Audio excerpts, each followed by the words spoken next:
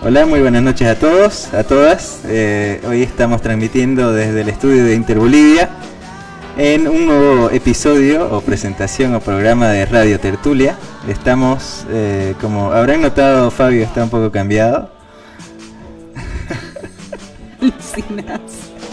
Entonces es porque Fabio... el delay me llevó en el chiste a mí. Sí. Está como el internet, un poquito. Bueno, entonces Fabio ahora está de viaje, se ha ido a Argentina por un acontecimiento importante para su vida, parece, que es el concierto de Joaquín Sabina. Y estamos aquí con nuestra compañera, viene ella de la casa, la conocemos hace muchos años. Tenemos un poco de confianza, sí, con ella. Entonces, hoy nos está acompañando Adriana Salvatierra, como copresentadora de Radio Tertulia. Está haciendo una prueba hoy para ver si se queda con la pega. ¿Estás haciendo la prueba de admisión? Claro, si no, bueno, ya le devolvemos su inscripción y siga para allá. Bueno, bienvenida Adriana, ¿cómo estás? Muchas gracias, Emilio, primero por abrir este espacio, porque creo que es importante para que nosotros vayamos también compartiendo las discusiones que pueden tener todos nuestros compañeros, no solamente desde el espacio organizativo, sino también desde el espacio público. Y yo creo que es importante que abras este escenario. Y segundo, por haberme invitado. Creo que puedo hacer un buen papel y quizás desbancarlo a Fabio. Veremos, los hechos dirán. Bueno, para quienes no la conozcan y hayan vivido en una cueva estos últimos años, Adriana ha sido la presidenta más joven del Estado Plurinacional de Bolivia en la historia, así que estamos muy contentos, la verdad, de tenerla aquí, y esperamos que se quede con el trabajo, y a ver si Fabio se queda por Argentina, no estaría mal, ¿no? No vendría mal. Entonces, un saludo a todas las personas que nos están viendo. Mirá cómo sube el rating, van 17 personas conectadas. Bien.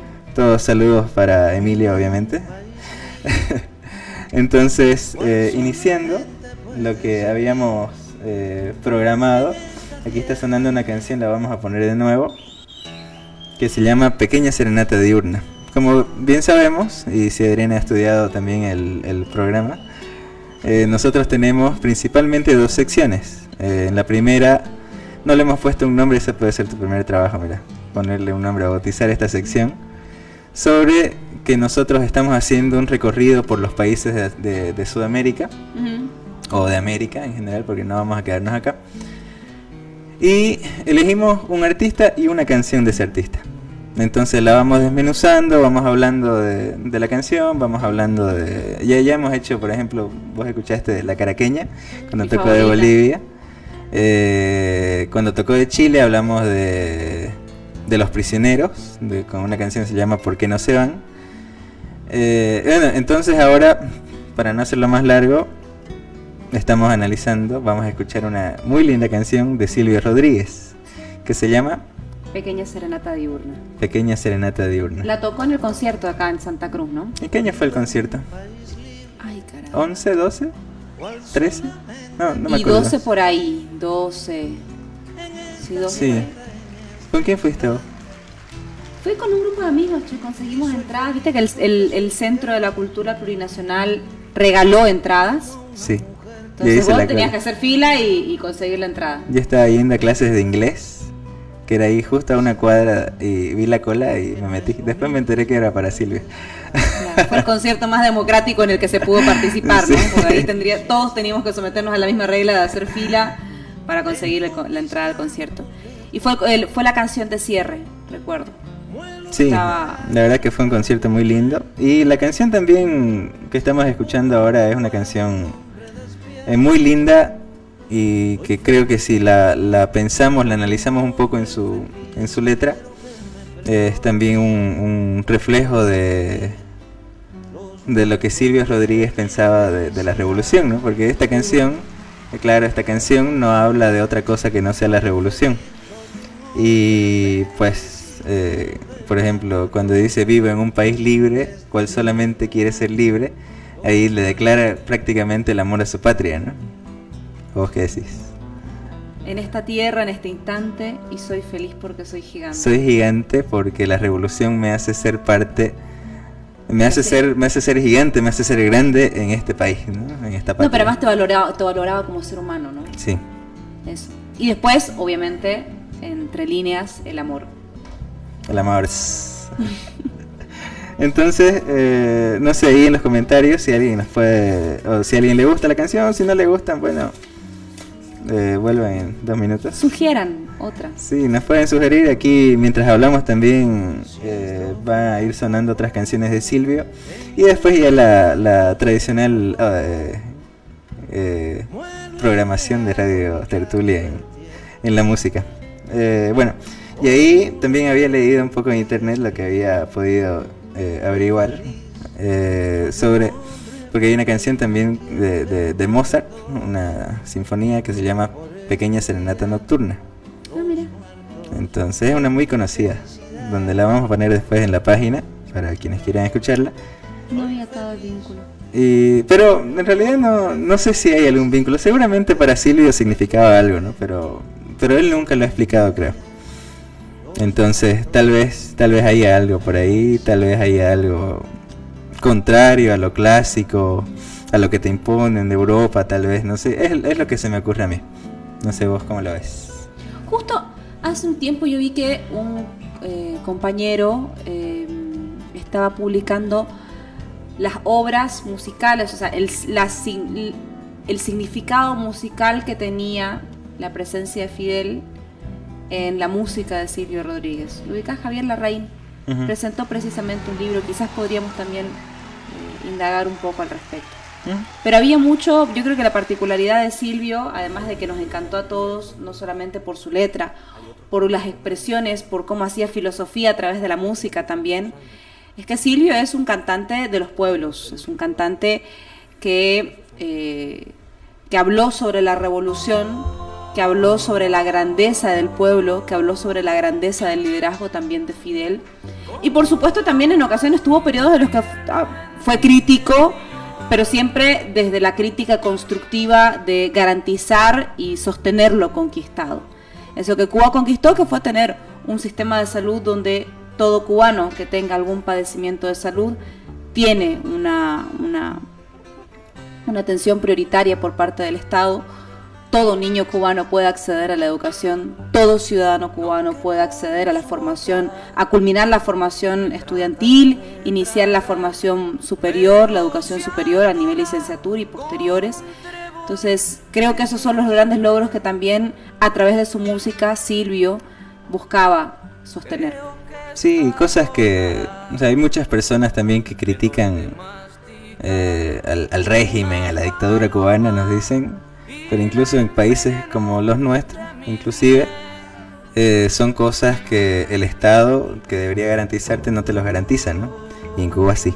Tenés garantizada educación, tenés garantizada salud, y, bueno, libertades. Bueno, la verdad es que... El capitalismo, la única libertad es la de morirse de hambre. Sí. Eso pasó justamente cuando fue la Revolución Francesa, ¿no? Le dijeron, tienen libertad, tienen fraternidad, tienen igualdad. Y salieron los esclavos como pollos y miraron, ¿y qué hago con mi libertad, no? Bueno, vuelvo a trabajar con el mismo tipo que me esclavizaba. Sí, son cosas que hay que cuestionarse también, que la música de Silvio, aparte de ser tener una letra muy poética, también es muy poética relacionado a la revolución, pues, ¿no? A los cambios que logra la revolución, al compromiso que debe tener la gente con la revolución en Cuba y no solo en Cuba. Y también ha marcado una época, creo, de revolucionarios, ¿no? Troveros. Y yo creo que nos conecta también como época, porque a mí me generó esa sensación cuando asistí al concierto de Silvio. Éramos como que muchas generaciones conectadas en un mismo momento, pero también en una misma sintonía musical. O sea, esto que te decía, Pequeña Serenata Diurna fue el concierto de cierre de Silvio y mi papá estaba emocionadísimo con esa canción. Primero porque era la canción con la que él recordaba su juventud, con la que él recordaba la lucha por una Bolivia más justa, por una Bolivia democrática, por una Bolivia que aspiraba en ese momento, a través de la militancia juvenil, a transformar las condiciones de desigualdad. Ese mismo sueño se mantenía a través de generaciones y musicalmente me llegaba a mí en ese periodo, en el mismo concierto, cuando los dos escuchábamos al finalizar el concierto de Silvio Rodríguez, Pequeña Serenata Diurna. Porque de nuevo, yo también sentía eso, ¿no? O sea, ese concierto fue entre el 2011 y 2012, donde ya Bolivia había enrumbado un proceso de construcción del Estado plurinacional, donde habías nacionalizado los recursos naturales, donde habías diseñado un nuevo modelo de democratización de la riqueza. Entonces, me conectaban los sueños con mi papá, ¿no? En ese sentido de vivo en un país libre, cual solamente puede ser libre. Los sueños que tenía mi papá hoy se materializaban para mí en mi juventud y yo sentía y siento que vivía en ese país libre. Sí, también algo que relaciono. Más libre desde que en 2008 se expulsó a los AID, a la DEA y a la embajada. Qué linda. También hay una frase ahí en la canción de Silvio que nos dice y que me perdonen los muertos de mi felicidad, ¿no? Entonces ahí yo también la relaciono mucho con esto que vos decís, de todo ese proceso histórico. O sea, para que vos, Adriana, seas libre y se haya expulsado a los AID en 2008, también tuvo que haber pasado muchas cosas, ¿no? Muchas cosas que implicaron vidas, que implicaron sacrificios, que implicaron, bueno, muchas cosas que no necesariamente eran agradables, pero que nos llevan de una u otra forma a ese camino, ¿no? A esa libertad. Ahorita estaba revisando la letra y hay una parte en la que dice: soy feliz, soy un hombre feliz y quiero que me perdonen por este día los muertos de mi felicidad. Y creo que también es importante al revisar la letra es darte cuenta que ese país libre en el cual estás viviendo no nació así. O sea, esa libertad fue conquistada con lucha, con sangre, con dolor, con sacrificio, con unidad también. Y cuando habla de quiero que me perdonen por este día los muertos de mi felicidad, es porque yo estoy aquí gracias a lo que en construcción histórica hicieron muchas personas para que nosotros hoy vivamos esto, ¿no? Cuando nosotros siempre decimos en nuestros discursos, ¿no? O sea, este proceso costó vida, costó sacrificio, costó sangre, lucha, esfuerzo, es precisamente el reconocimiento de eso. Sos y vivís esto como producto de la historia y de la lucha de quienes te antecedieron. Sí. Y como era la típica frase de los contrarios, ¿no? El pobre es pobre porque quiere. Y bueno, no es porque quieren. Entonces, con eso cerramos este bloque. Ya sabes, Adriana, tenés una tarea para ver si te quedas con el trabajo. Tenés que nombrar este espacio. Entonces, lo siguiente, habíamos puesto ahí en la publicación, en el anuncio, que hoy íbamos a hacer un homenaje a una compañera, ¿no? que ha fallecido en 2012, en un día como ayer, el 13 de marzo de 2012, que es Domitila Barrios de Chungara. Entonces vamos a hacer un espacio, también quisiéramos que sea interactivo ahí con los comentarios, con lo que nos estén viendo. Hay un libro que se llama Y si me permiten hablar, escrito por Moema Bitzer, y de los relatos de Domitila Chungara, Domitila Barrios, perdón, de Chungara, viuda de Chungara, en los que ella cuenta a detalle, podría decirse, su historia, ¿no? Su historia, porque Domitila Barrios ha sido una dirigente minera, era esposa de un minero en la mina Siglo XX. Palliri se le dice, ¿no? Una Palliri en la mina Siglo XX. Y cuestiones de la organización de los mismos mineros, cuestiones de las necesidades que tenían en la mina, asume esa responsabilidad, asume la dirigencia y entre los más destacables de su vida es que ella combatió efectivamente la dictadura de, bueno, varias dictaduras que le tocaron vivir, ¿no? No solamente fue la dictadura de Banzer, sino que también encabezó a lo largo de su vida muchas huelgas de hambre que, o sea, si bien en ese momento eran cuestiones específicas sobre, bueno, cuestiones específicas sobre cómo derrocar, digamos, a la dictadura pacíficamente. También detrás de eso iban muchas otras cosas de necesidades, de condiciones de vida, y que no era solamente para su sector, no era solamente para el sector minero, sino que era para toda Bolivia, ¿no? Toda una Bolivia que vivía en crisis, que vivía en un atraso a comparación de otros países de la región. No, y además que Domitila en ese libro, bueno, primero que la trayectoria de Domitila es muy importante porque es una conexión con un feminismo popular.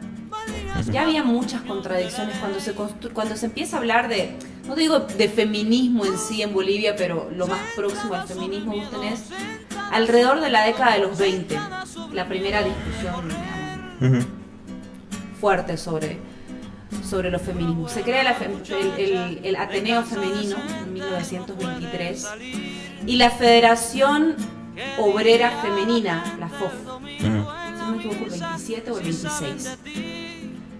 ¿Por qué relaciona esto con Domitila? Porque la primera discusión que hubo sobre la naturaleza de los feminismos en Bolivia fue precisamente entre esa década de 1929, que se hizo un encuentro de mujeres feministas. Rompen el encuentro las mujeres de la Federación Obrera Femenina. ¿Por qué? Porque para 1929 las mujeres del Ateneo Femenino, decían ellas inspiradas en la poesía y la prosa de la Zamudio, decían que ellas querían alcanzar también el voto universal. Y querían, así como los hombres votaban, claro, votaban no todos los hombres, no, el campesino, el indígena no votaba. El que votaba era el que tenía propiedad y el que sabía leer y escribir. Entonces las mujeres decían, nosotras también queremos votar. Pero lo pensaban el voto, o sea, pensaban el adquirir el derecho al voto como el romper una barrera de la restricción en el marco de los privilegios. Y las mujeres de la Federación Obrera Femenina decían, nosotros no solo queremos votar, nosotros queremos ser ciudadanas, queremos poder tener propiedades, como tienen nuestros maridos, como pueden tener los campesinos también, queremos también luchar por jornadas laborales, y la ruptura de ese encuentro entre estas organizaciones femeninas fue precisamente por una connotación de clase, cuando las mujeres dijeron, nosotros tenemos que luchar integralmente, y yo no soy tu hermana solo por ser mujer. Yo soy hermana del campesino, soy hermana del indígena, etc. Domitila además tiene la virtud de haber luchado contra las dictaduras, de ser una mujer que viene de las minas del siglo XX, mujer además esposa de un trabajador minero, si no me equivoco también Payiri, que era las que también trabajaban los residuos de los minerales que salía de la explotación minera. Pero Domitila también te empieza a hablar de este feminismo con una característica popular, que es, yo no quiero acceder a tu sistema de privilegios, yo no quiero que los derechos conquistados sean privilegios nuevos, yo lo que quiero es que precisamente todos logremos luchar por lo mismo. Yo me había notado una frase de Alexandra Kollontai, si no me equivoco, una mujer feminista rusa, y lo había guardado en un estado porque me parecía muy importante la referencia que ella hacía. Decía, ¿cuál es el objetivo de estas feministas burguesas, esas que buscaban también el voto para las mujeres? Conseguir las mismas ventajas, el mismo poder, los mismos derechos en una sociedad capitalista, los mismos derechos que poseen ahora sus maridos y sus hermanos. Dice, ¿cuál es el objetivo de nosotras, las obreras socialistas? Abolir todo tipo de privilegios que deriven del nacimiento o de la riqueza. A la mujer obrera le es indiferente si su patrón es hombre o es mujer. Y yo creo que esto también nos trae a la memoria un poco lo de Domitila Barrios. El hablar de sí, la situación de las mujeres, hablar desde el feminismo popular, pero entender que nuestra lucha está articulada a los sectores humildes de nuestra patria, los campesinos, los trabajadores, etc. Sí, y algo también que se critica mucho, ¿no? Que O sea, hay cuestiones que muchas veces se deciden hablarlas solamente por encimita, ¿no? O sea, y no se plantean tal vez transformar la estructura, tal vez transformar o ir más allá y romper con la desigualdad, o romper con otras cosas que nos pueden que pueden afectar a más personas, ¿no? O sea, porque ahí lo que vos decís, digamos, traducido, puede ser, es que Domitila criticaba que en vez de venir a solamente buscar el voto para ir y votar por las mismas personas, que podamos tener los mismos derechos políticos, digamos, o evitar que en vez de que haya un hombre opresor, el dueño de la mina, sea una mujer opresora, dueña de la mina. ¿Qué diferencia habría? No, ninguna, ¿no? Entonces, bueno, sí, igual es un pequeño homenaje que podemos profundizar. Vamos a compartir algunas cositas ahí en la página sobre la vida de Domitila Barrios. Sí. Por ejemplo, el monopolio del ventilador. El monopolio del ventilador. ¿Qué lo tenemos? ¿Cuál ventilador? Estoy cocinando. Sí, son las condiciones que tenemos, Adrián. ¿Compartí? Te soplo un poquito de aquí. Bueno, de eso hablaba Domitila, del ventilador. Nosotros habíamos también planteado otro tema ahí en la publicación, que es algo que creo que va a ser el tema central un poco de nuestra discusión ahora, sobre la especulación de los dólares. Vamos a tener una pausa pequeñísima de 2 minutos o 3 minutos, mientras democratizamos el acceso al ventilador. Y volvemos enseguida. Si tienen consultas, si tienen dudas, si tienen comentarios, déjenlo en los comentarios de la publicación y enseguida lo vamos a leer, ¿sí? Volvemos enseguida, Adriana.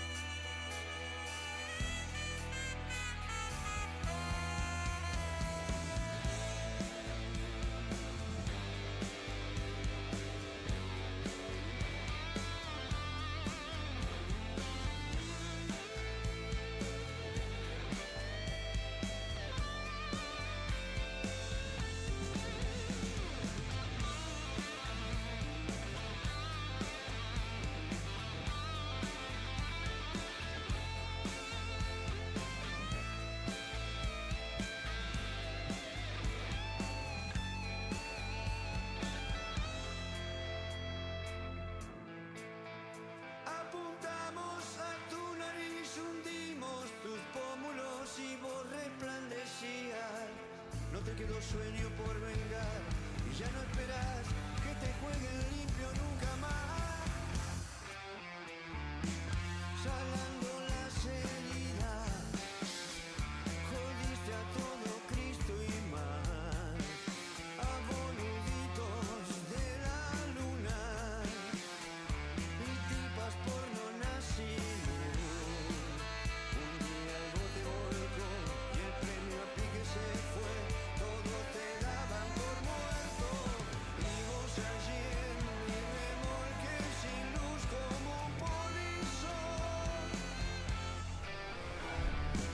Buenas noches a todos. Volvimos de nuestra productiva pausa de democracia de ventilador. Que eso puede ser un buen nombre, ¿no? Para esta pausa, para esta sección. La democracia del ventilador. Más o menos justo cuando estábamos escuchando ahora el Indio Solari. No sé si has escuchado el Indio. Sí, algunas canciones. Siempre sus canciones, los títulos de sus canciones se me hace que son así, como la democracia del ventilador. Hay un concierto muy lindo del Indio Solari que se llama Indio Solari y los fundamentalistas del aire acondicionado. Entonces más o menos así. Bueno, volviendo a nuestro tema, hay algo que está pasando ahora también en nuestro país que creo que está acelerando los corazones de muchas personas, sobre algo que no es cierto, ¿no? O sea, no sería la primera vez que sucede, y ya ha habido una prueba y error, por decirlo así, hace unos meses, sobre el tema de la gasolina, Sí. ¿no? Entonces decían, qué sé yo, un tipo X sale a decir que no hay gasolina en un surtidor, y de ahí eso circula, se hace un efecto tornado en el que se termina de decir que no hay gasolina en ningún lugar. Hay unas colas tremendas para conseguir gasolina, y bueno, eso pues a qué nos lleva, ¿no? Nos lleva a la desesperación, nos lleva a la especulación, nos lleva a que la gasolina que cuesta 3.50 casi un poquito más, ¿no? 3.80. No he revisado. Bueno, Perdón. eso. Lo único trabajo. Lo único que le encargué. No, bueno. No, que te voy a lanzar un precio y después me va a pasar con el precio de la carne, boludo. ¿Cuánto cuesta la carne? 38, 40 kilos, depende. Depende de si es para churrasco. O para sopita de hueso.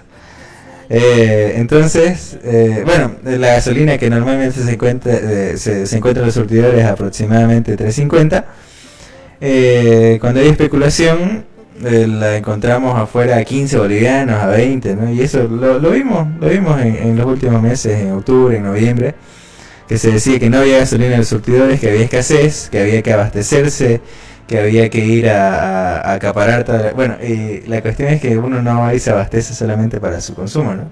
Sino que no todas las personas tienen ese buen corazón, y lo que sucede es que se va, y yo me voy con mis bidones y agarro toda la gasolina que puedo, la guardo, y cuando no hay gasolina en los surtidores la vendo al precio que quiero. Entonces justamente algo así está sucediendo en nuestro querido país sobre el tema de los dólares ahora. Entonces hay unos fuertes rumores a partir de un TikTok. Yo la primera vez que escuché esto fue hace unas 2 semanas en un TikTok de un tipo que decía: no, yo siempre retiro en dólares de aquí, y bueno, y ahora ya no me quieren dar dólares y no sé qué, y de ahí eso empezó a circular, y ahora resulta que hay una movida nacional de todo el mundo, de todas las personas a querer retirar dólares, ¿no? A querer retirar dólares de los bancos, a guardar los dólares para supuestamente asegurar su plata, y eso lo que ocasiona es un desnivel en el sistema financiero y en el sistema económico en general. No sé si tenés algún comentario. Mira, yo creo que hay que ver cómo, a ver, la especulación no se da no se da de forma aislada, ¿no? O sea, me decías, por ejemplo, cuando veníamos hacia la radio, cómo se definía especulación. Y claro, normalmente uno asocia lo común de la especulación, más allá de la definición económica, uno asocia la especulación a la posibilidad de que algo suceda, pero no atado a una realidad. No necesariamente eso va aterrizado a la realidad. O sea, yo hablo de forma especulativa cuando proyecto cosas. Pero en términos económicos, la especulación, y vos lo podés buscar en definiciones más sencillas en internet, era que yo con la expectativa, digamos, de que es lo que está sucediendo con el dólar, yo con la expectativa de que probablemente el precio del dólar pueda subir y varíe, hoy día empiezo a comprar y a comprar y a comprar dólares porque algo puede suceder, puede escasear y yo puedo, además, en términos especulativos, hacer un negocio a partir de eso, para la reventa.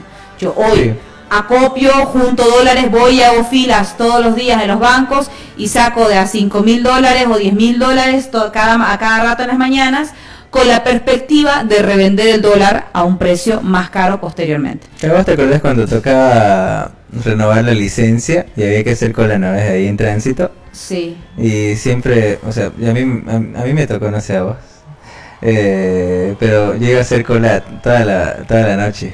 Entonces, ponele que me iba a las 2 de la mañana y hacía una cola increíble para sacar mis antecedentes de tránsito. Y cuando iban a ser las 8 que iban a abrir, aparecía, o sea, la señora que estaba 2 puestas adelante de mí, llegaban sus 5 hijos y todos se metían ahí.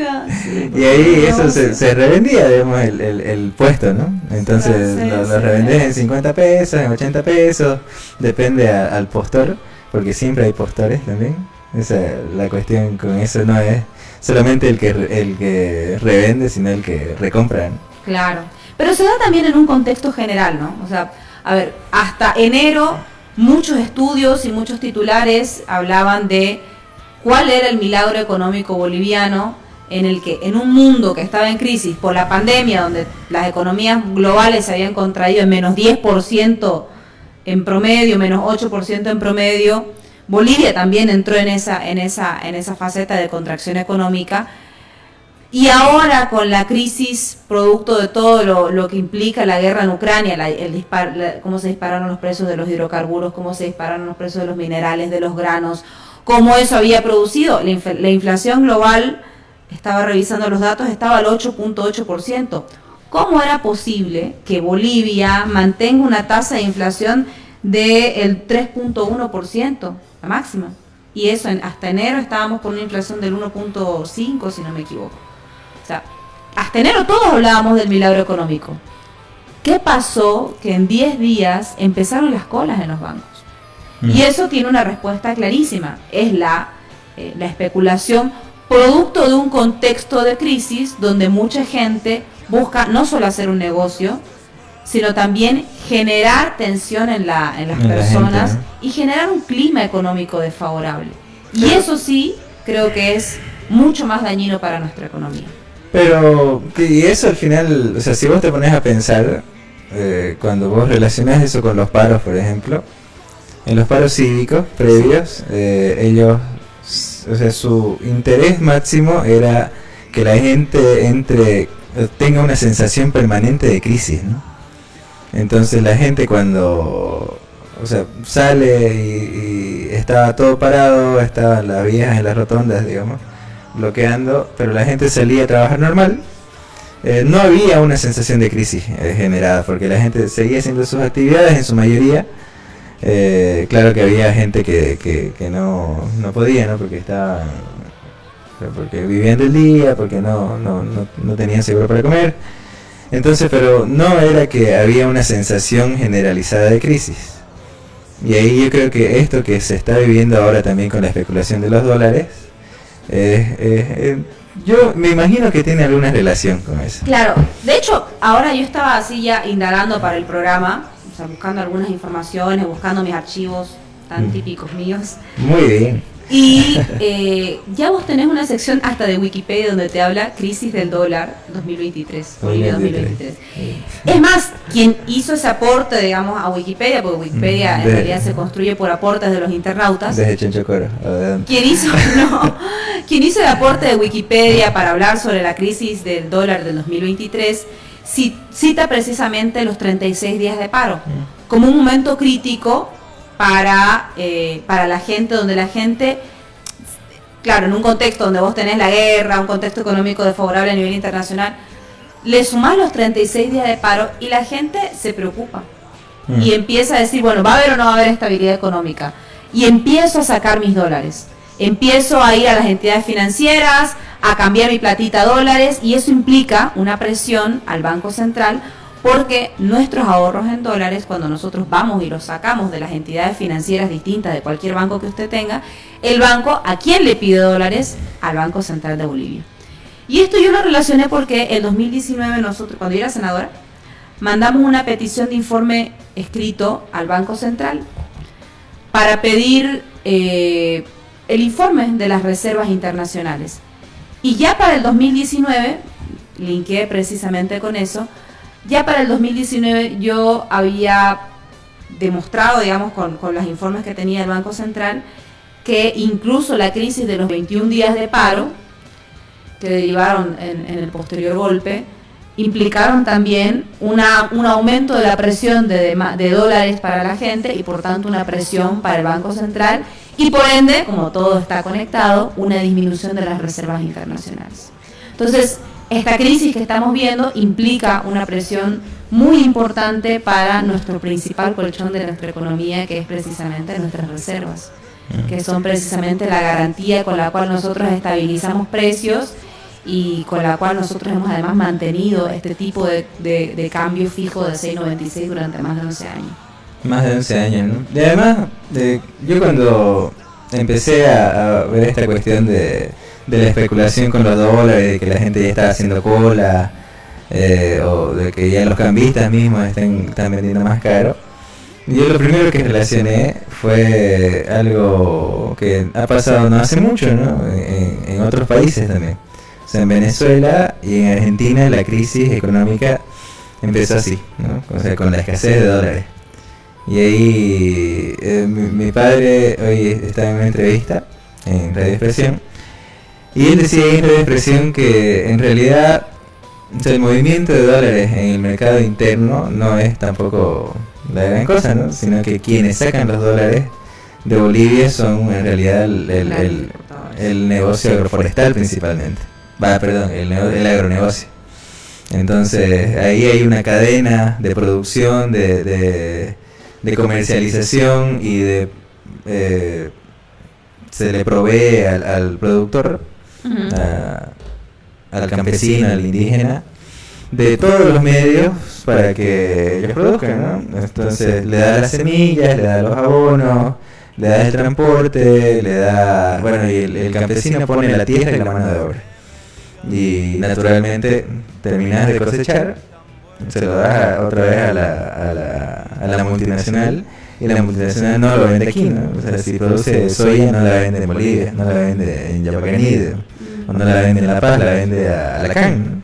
Principalmente a la comunidad andina de naciones. Entonces esa plata, esa ganancia, por si acaso se la vende a un precio preferencial. Pero además subvencionado. Y subvencionado con la gasolina, ¿no? El diésel, fundamentalmente. Con el diésel, perdón, con los combustibles, con los carburantes, para ser más correcto. Entonces, esa ganancia, con la subvención y con las condiciones que se le da al campesino, al indígena que produce, termina en la sede de la multinacional, ¿no? No es que esos dólares vuelven a Bolivia. Entonces, no, y cuando estamos diciendo de esos dólares no hablamos de $1.000, ¿no? O de $10.000, son millones al día. Miles de millones. Miles de millones al año. Claro, entonces, o sea, yo creo también por ahí habría que ver la posible solución, ¿no? De alguna manera garantizar que esos dólares, así como salen, también vuelvan, ¿no? Claro. Yo creo que ahí los mecanismos pueden haber. Pero además, ¿sabes qué pasa? Es un poco lo que decía, no sé si vieron las entrevistas del Álvaro García esta semana pasada. Álvaro nos hacía una pregunta muy importante, y es, en el 2022 vos tuviste superávit de la balanza comercial. ¿Qué significa eso? Que vos exportaste más de lo que importaste. Pero además fue el año con más exportación, récord de exportaciones. Fue el titular, ¿no? En varios medios. Récord de exportaciones de 2022. ¿Cuánto exportamos en total? Más o menos unos 13.600 millones de dólares. Obviamente algunas exportaciones son por nuestros hidrocarburos, lo que nosotros producimos en la planta de urea y amoníaco, lo que estamos empezando a trabajar con el litio, etcétera. Y otra parte, que de esos 13.600, más de 9.000 millones fueron exportaciones realizadas por privados. Claro. Y decía Álvaro, bueno, ¿qué pasó? ¿Por qué si vos tenés 9.000 millones de dólares en exportaciones que deberían reflejarse en los pagos que reciben fundamentalmente los agroexportadores, ¿por qué eso no está en la economía boliviana? ¿Por qué eso no se convirtió en por qué no tuvo una circulación local? Y claro, ahí nosotros tenemos un primer problema, y es que quienes están siendo pagados no están dejando la plata en Bolivia.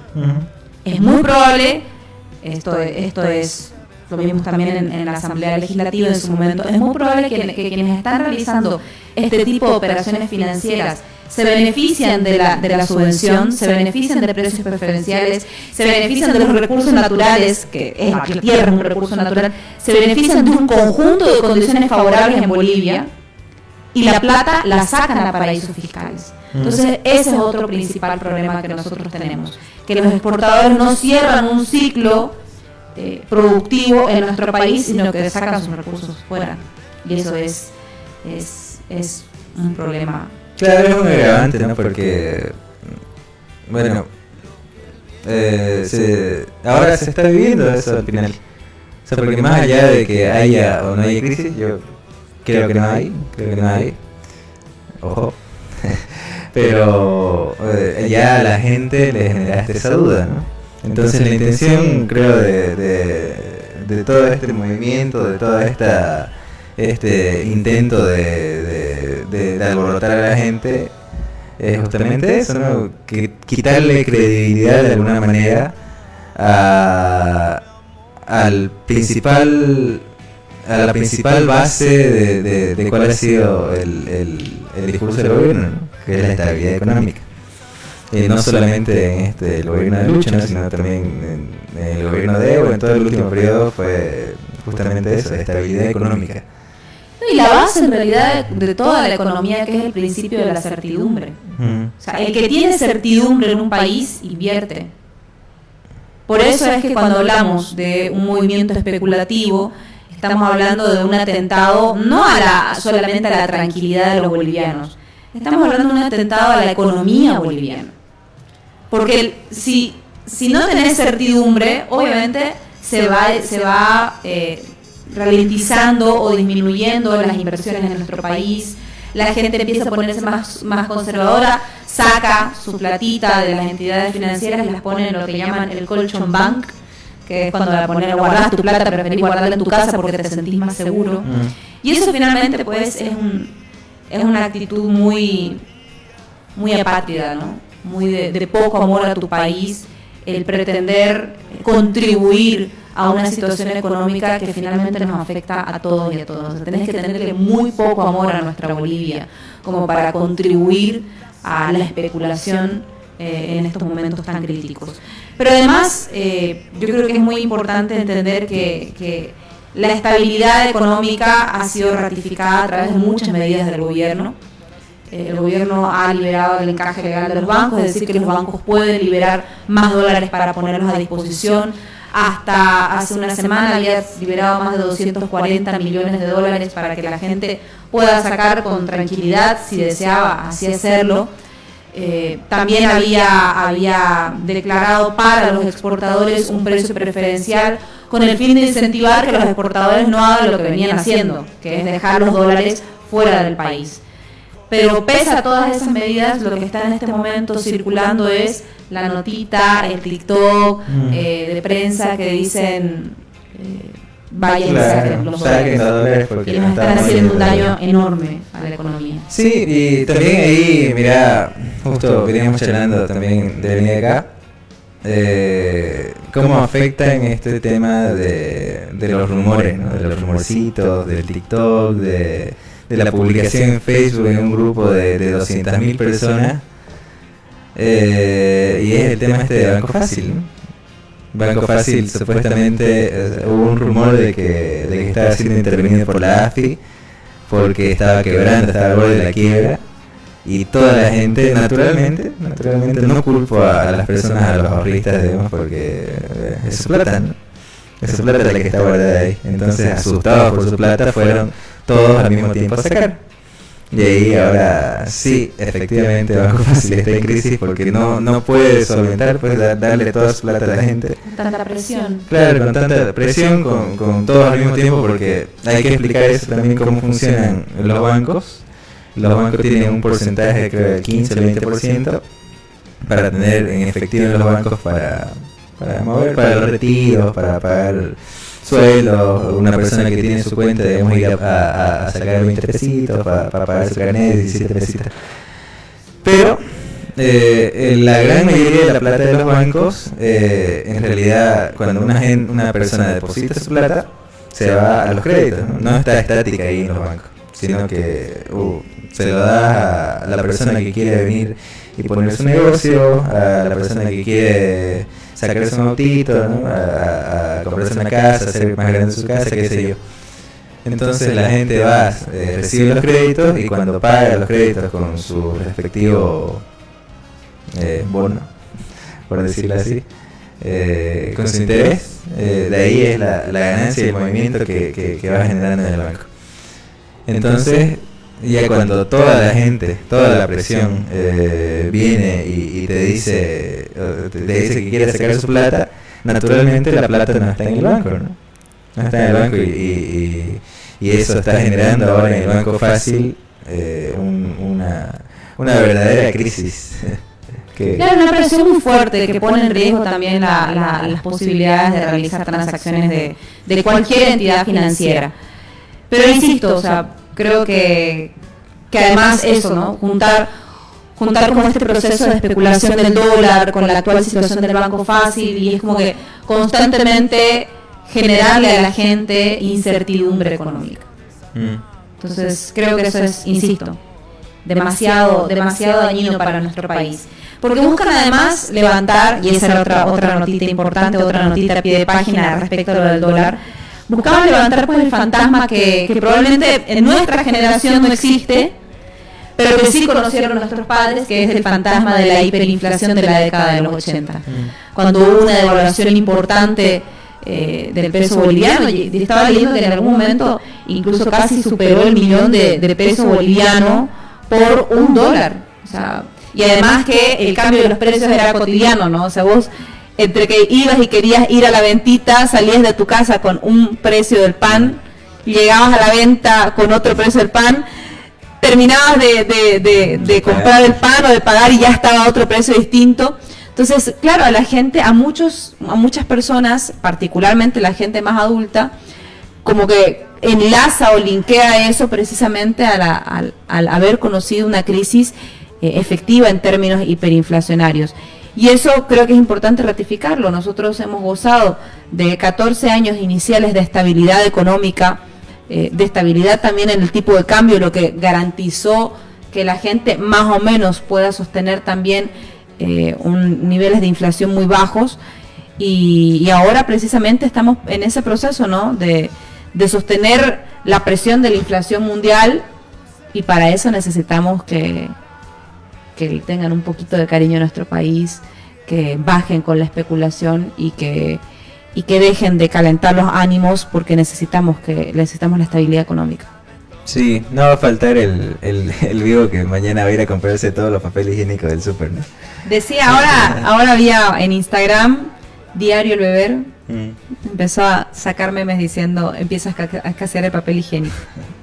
Claro, y eso, más allá de un meme, ya se ha visto. O sea, el ejemplo más clarito que se da era Venezuela, ¿no? O sea, en Venezuela empezó la crisis, y por la especulación también la gente empezaba a comprar ese papel higiénico. Y el papel higiénico que vos podés gastar en un año, lo comprabas para una semana, ¿no? Y eso no era para otra cosa que guardarlo y revenderlo, o usarlo cuando ya no haya.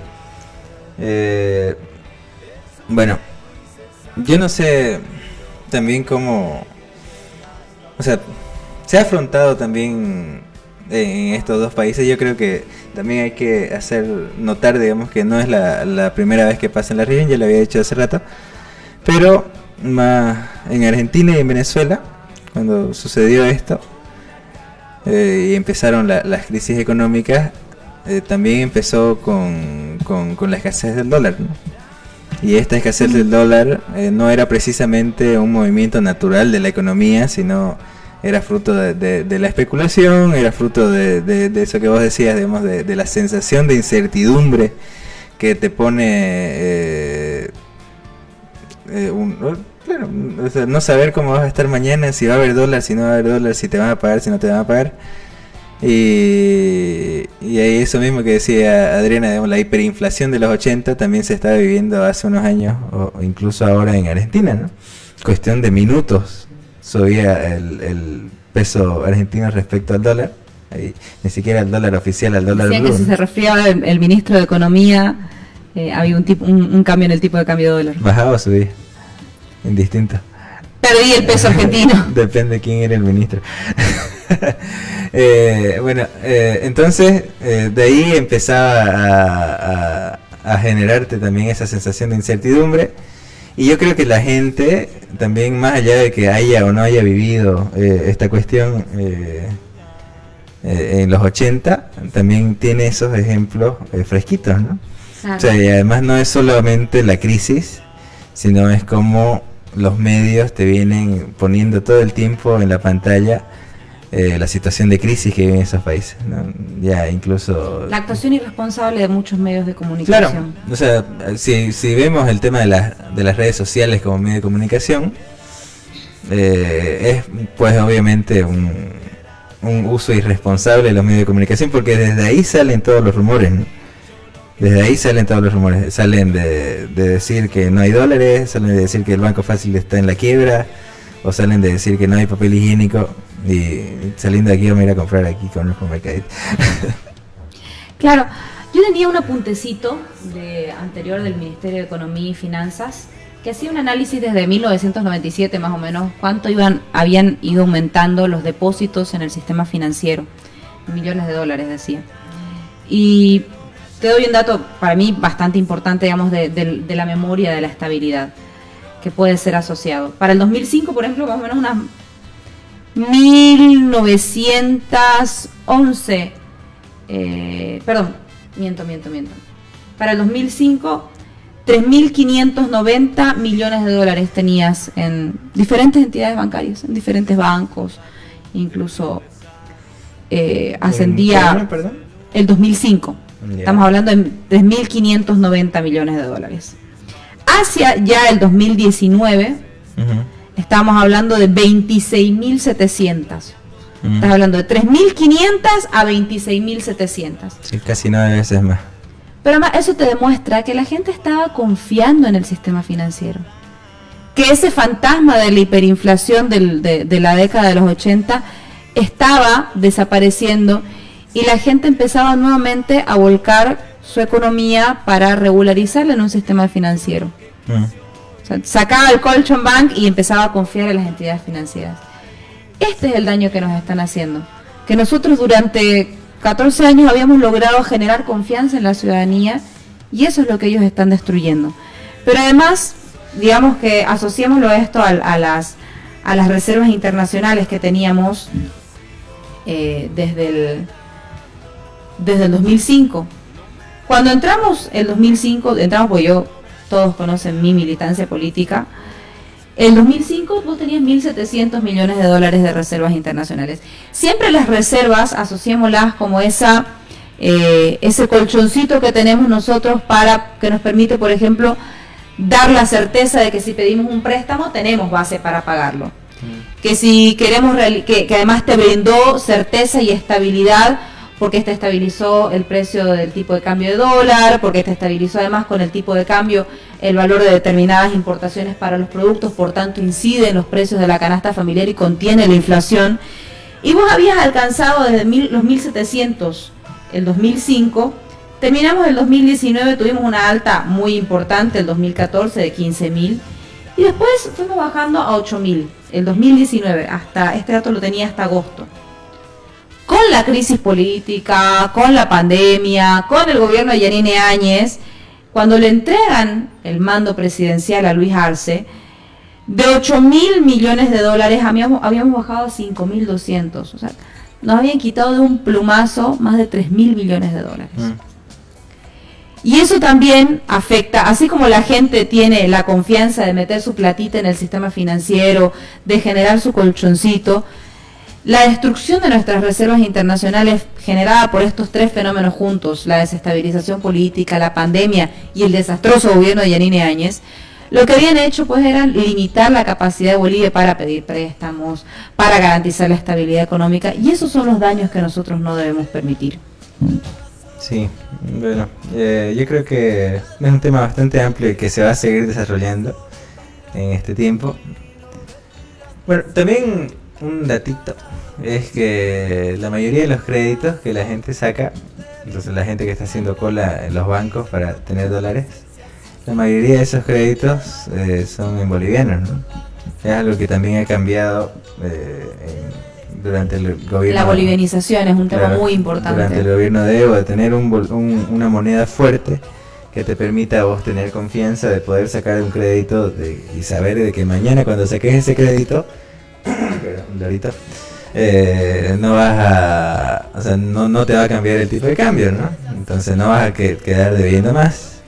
Entonces eso es muy importante, creo, para entender un poquito cómo ha estado lo que se trabajó con la ley de entidades financieras, ¿no? Además, la vocación de los créditos.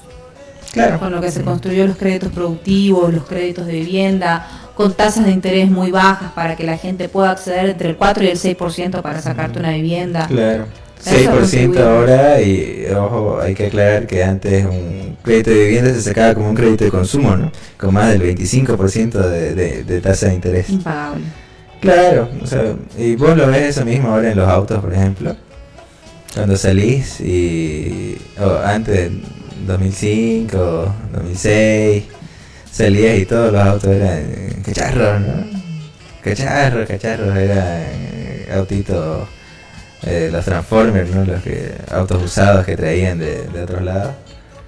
Y después cuando ves las placas de los autos, ahora van avanzando rápido, ¿no? Mi hermana tiene eso con mi mamá que lo asocia que son autos nuevitos cuando van avanzando las placas, ¿no?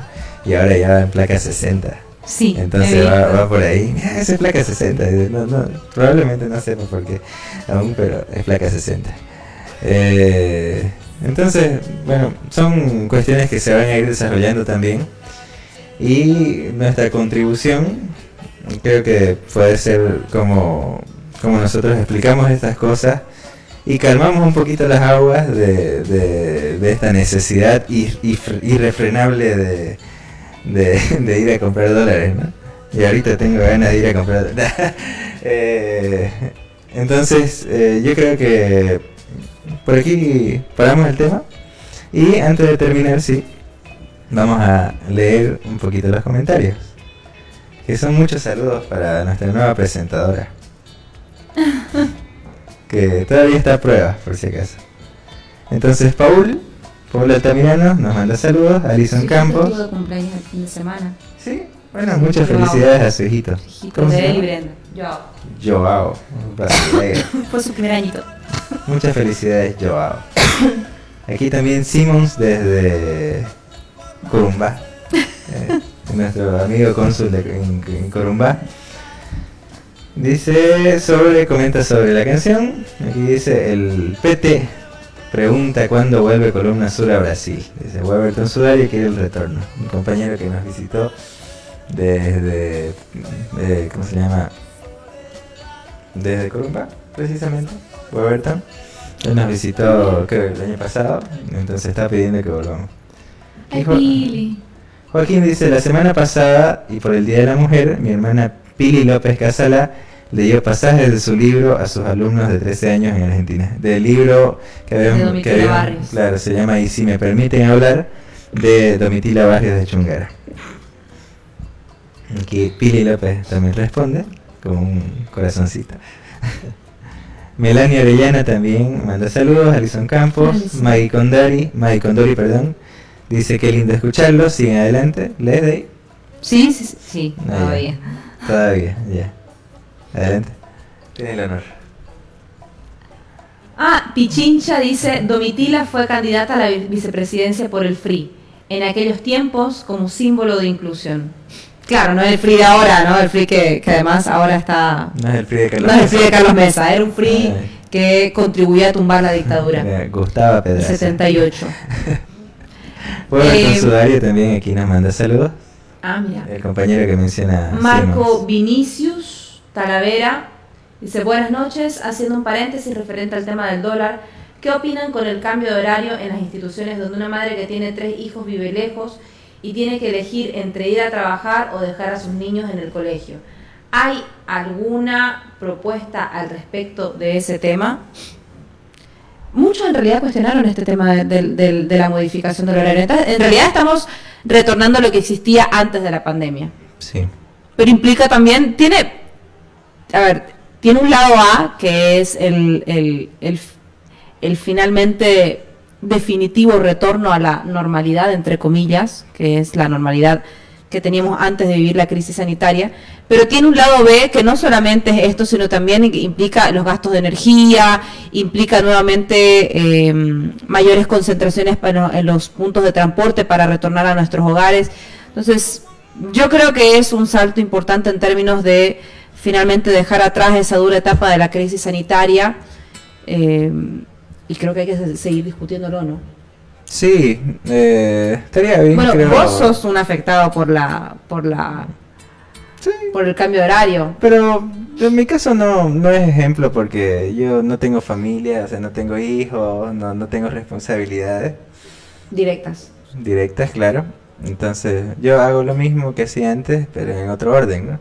Pero ahí es importante considerar a nuestra querida ministra de Trabajo, que no debe estar mirando, que dice que hay que considerar también esos casos, ¿no? Hay madres, padres que tienen cosas más importantes que sea solo almorzar, ¿no? Sino ir a dejar a los hijos, volver al trabajo, marcar, salir apurado, hacer las cosas a medias, ¿no? Claro.